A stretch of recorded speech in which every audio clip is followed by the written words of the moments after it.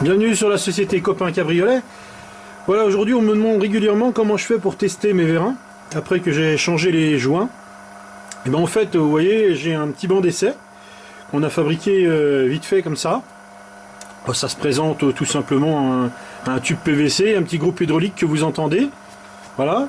Et puis un petit système de distribution hydraulique que l'on trouve sur les Mercedes. Les R129 ou les W124. Donc le système a été adapté comme ceci. Donc là on va tester après changement des joints un vérin de 207 cc, mais c'est également aussi un vérin de 206 cc. En fait c'est les vérins de mâle arrière, tout simplement. Donc vous allez dire mais il n'y a pas la tête, c'est normal, si des fois ça fuit, ça peut des fois m'arriver. Et bien en fait j'ai juste à enlever les petits clips qui sont à l'intérieur. Et puis à ce moment-là, on peut tout de suite repartir, remettre les joints, refaire l'assemblage et remettre tout ça au banc d'essai. Donc je vais vous mettre la pression, donc c'est pas très compliqué pour moi. Hop, voilà, les temps sont réglés puisque j'ai déjà effectué l'opération sur d'autres vérins cet après-midi. Et puis on voit, donc en fait, vous voyez pas très bien, mais je vais vous faire un autre plan de vue. Voilà, en fait je fais fonctionner le vérin plusieurs fois. Je fais environ des tests d'une dizaine de minutes, hein. Je ne vais pas vous faire une vidéo de 10 minutes d'affilée. Voilà.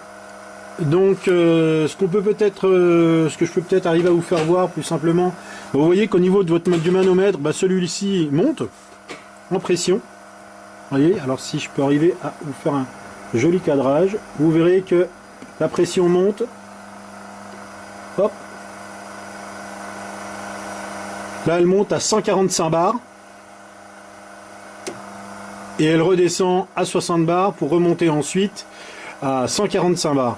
Donc en fait, pourquoi 145 bars? En fait, c'est tout simplement la pression d'épreuve, la pression de fonctionnement pour la malle arrière. Donc, si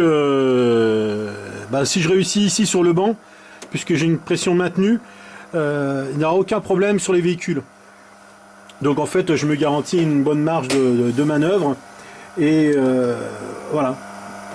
Donc ce qui me permet d'avoir une garantie sur mes joints et sur mon montage de plus de 3 ans. Voilà. Donc il n'y a rien d'extraordinaire. Voilà. Donc par rapport à ça, on peut faire je peux tester différents types de vérins. Je peux également également faire les petits vérins de Mercedes comme ceci. Le même principe à faire, hein, à avoir. Les vérins de basculement de la capote, également de 206 et de 207. Celui-là, c'est un 206. Donc, en fait, je vais le passer au banc. Et puis après, je regarderai si le travail a bien été effectué.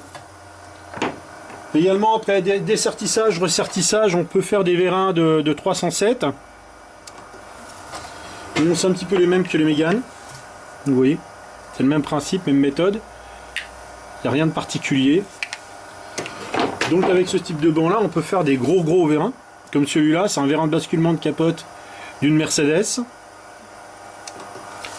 Comme petit vérin qui permet de basculer les tablettes de 207, mais également de 206. Celui-là, c'est également un vérin de 206 que j'ai également refait.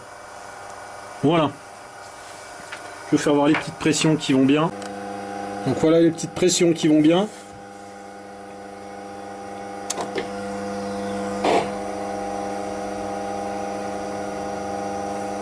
Et donc le fonctionnement du vérin toujours pareil.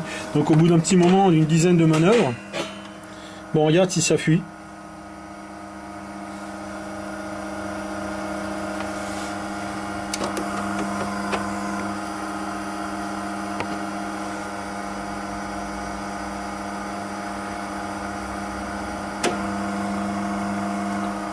Et si on n'a pas de trace d'huile, c'est que l'essai est concluant. Voilà. Écoutez, bonne journée, bonne continuation.